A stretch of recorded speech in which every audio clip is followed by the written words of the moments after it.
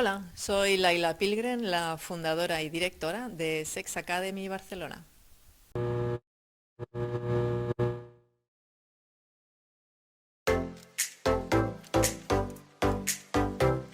Sex Academy surge porque no existía. Entonces no había un sitio donde pudieras ir a hablar y aprender sobre sexualidad fuera de lo que es o la terapia o simplemente la charla con tus amigas. Entonces faltaba un sitio como para cubrir ese hueco entre medio en el cual puedes hablar de sexualidad, puedes aprender sobre sexualidad de gente profesional sobre esa área.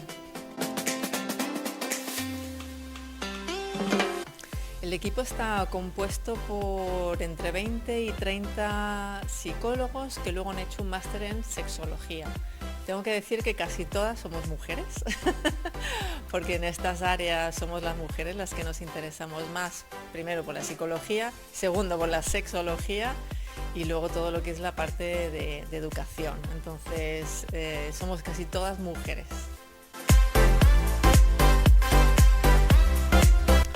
La verdad es que el recibimiento fue bastante positivo.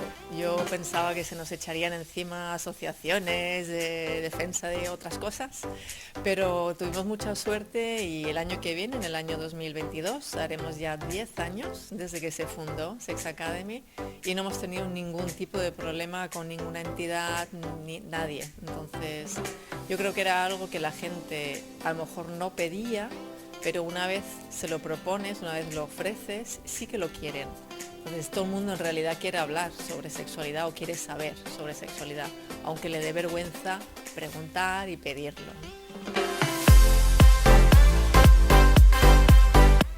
Los talleres que más se piden son los más prácticos. O sea, parece que no, pero la verdad es que la gente está pidiendo los prácticos.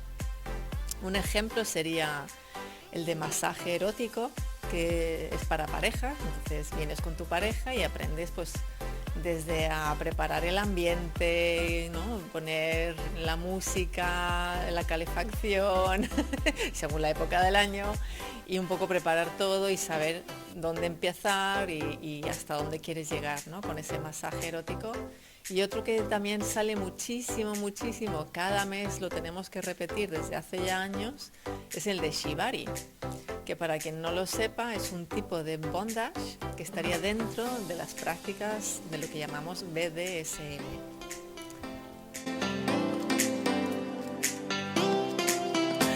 Sí, sí, curramos muchísimo. Y la verdad es que cada año se nos ocurren más cosas para añadir y también escuchamos mucho a nuestros clientes. Entonces, si los clientes, o por ejemplo, ahora cuando ha sido la pandemia que nos hemos puesto a hacer talleres online, entonces de repente abres todo una nueva sección de lo que serían talleres online, que hace un par de años pues la gente no estaba interesada y para nosotros ha ido muy bien la pandemia porque hemos tenido un movimiento rápido de cambio de los presenciales a los online, entonces para nosotros bien. Y el podcast, pues lo mismo, ¿no? La gente quiere, ahora está de moda y quieren escuchar con otro ritmo, ¿no? Que a veces los directos de Instagram u otras plataformas pues son como más rápidas y el podcast yo creo que permite a la gente hablar con un poquito más de tranquilidad. Y el blog, bueno, el blog es indiscutible que tiene que estar porque ahí es donde nosotras como sexólogas nos permitimos explayarnos un poco más, ¿no? Son diferentes formas de comunicar y yo creo que cada persona va a buscar lo que más lo que necesite en ese momento, ¿no? Es que es una cuestión transversal, es algo que todavía cuesta mucho que la gente lo entienda, no es enseñar a follar. Y lo voy a decir tal cual. O sea, cuando yo hablo de educación sexual, no es voy a enseñar a meter un pene en una vagina o una vulva. No es esto. Cuando hablamos de educación sexual, estamos hablando de temas tan importantes como lo que podría ser el consentimiento. Entonces, cuando la gente me pregunta, ¿y a qué edad podemos empezar a enseñar educación sexual o sexoafectiva, que también se ha dado por llamar así, ¿no? Porque parece que suaviza un poco el término. Si le metes ahí el afecto, parece que el sexo ya no sea tan problemático. Entonces yo digo, bueno, ¿a qué edad quieres tú empezar a hablar sobre consentimiento con tus hijos? ¿Vas a esperar hasta que tengan 18 años? O quizás con 5 años ya deberían saber quién puede tocar su cuerpo, quién no puede tocar su cuerpo, y que ellos tienen derecho a decir que sí y a decir que no, y a revocar ese consentimiento en cualquier momento, ¿no? Lo que llamamos consentimiento afirmativo. Entonces, la educación sexual es transversal porque son temas, primero, muy humanos. Entonces hay que enseñar desde que son pequeños a los niños y a las niñas, ¿no? Entonces educación sexual es todo, es todo. Y fíjate que además está el sexo o la sexualidad está también como símbolo, ¿no? En nuestra sociedad. Está en las películas, está en la música, está en los anuncios, está en todo. Pero está como usado, ¿no? Está como no bien empleado siempre. Entonces tenemos una imagen del sexo que quizás no es la que queremos para nosotros mismos, ¿no?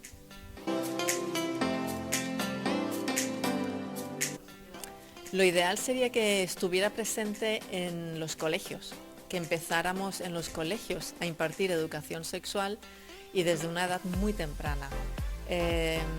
Algo tan importante como saber nombrar las partes de mi cuerpo, incluidos los genitales. Si yo le enseño a mi hijo que la nariz es lo que tengo en medio de la cara, bueno, ahora tapados con la mascarilla, pero sabemos dónde está la nariz. Pues lo mismo puedo enseñarle dónde están los pechos o cómo va a crecer el pezón cuando llegue el momento, ¿no? En la adolescencia o en el cambio, o la diferencia entre vulva y vagina, o los testículos, es decir, ponerle nombre a todas estas cosas, ¿no? Por una cuestión de salud, o sea, algo tan sencillo como si tienes un escozor o una rojez o algo que puedas decir dónde está, sin que eso sea un gran drama, ¿no? Entonces, ¿cómo hay que hacerlo? Pues empezando por allí. Y luego temas tan importantes también como el respeto a la diversidad, ¿no? Para ahorrarnos problemas como el bullying por homofobia, bifobia, transfobia, y todo eso es simplemente porque los jóvenes y los adultos no saben de qué estamos hablando. O sea, muchas veces recuerdo una encuesta hace años de alguien que iba por la calle preguntando, ¿tú eres heterosexual? Y yo, no, y era un hombre, a mí me gustan las mujeres. Vale, entonces eres heterosexual. Entonces hay como muchísima confusión en cuanto a incluso denominar, ¿no? el que es alguien que es bisexual o pansexual. Entonces todo esto es educación, información y divulgación, ¿no? Como estamos haciendo a través de vuestra plataforma.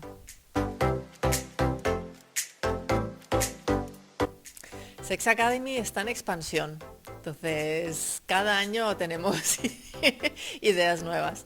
Ahora en el 2021 hemos plantado una semillita en Colombia, estamos en Medellín y vamos a expandirnos por el resto de Latinoamérica, que también está muy falto de educación sexual y tienen muchas ganas de recibir información. Y bueno, obviamente vamos a celebrar el 10º aniversario de la fundación, de cuando empezamos, así que va a haber un montón de eventos y bueno, un montón de sorpresas.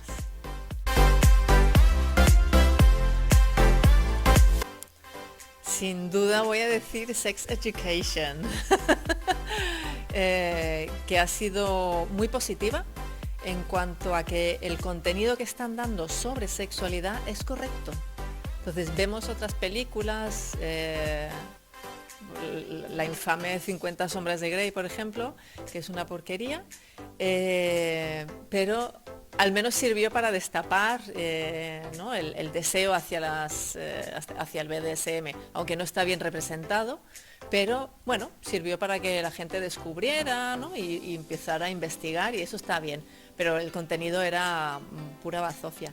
En cambio, Sex Education, mis dieces. Tanto porque representa la diversidad y los actores son buenísimos y el contenido sobre sexualidad es correcto.